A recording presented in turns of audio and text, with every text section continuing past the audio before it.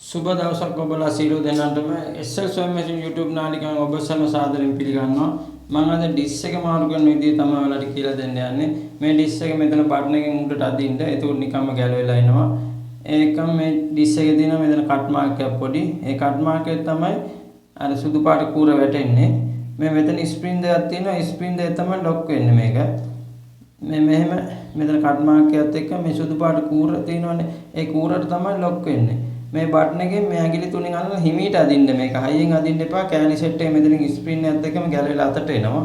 ඒ නිසා මේ විදිහට හිමීට ඇදලා ඩිස් එක මාරු කරගන්න ඔයාලා. සමහර මිස්ලා දන්නේ නැහැ මේ ඩිස් එක දාන්න ගලවන්න දන්නේ නැහැ. මේ මෙතන මේ සුදු පාට කෑල්ලක් තියෙනවනේ මේ මෙහා පැත්තේ කම්බි මේ ඇණයක් එක්ක ඒක උඩට වැටෙන්න දාන්න එපා ඔයාලා. මේ නෝමල් කරලා තමයි ඩිස් එක දාගන්න ඕනේ. ඊට පස්සේ තමයි සික්ෂර් දාගන්නේ. නෝමල් එකට දාලා ඩිස් එක දාගන්න. මේ නෝමල් සික්ෂර් දාද්දි මේ මෙතන කෑලි දෙකක් තියෙනවා මෙහාට මෙහාට යනවා.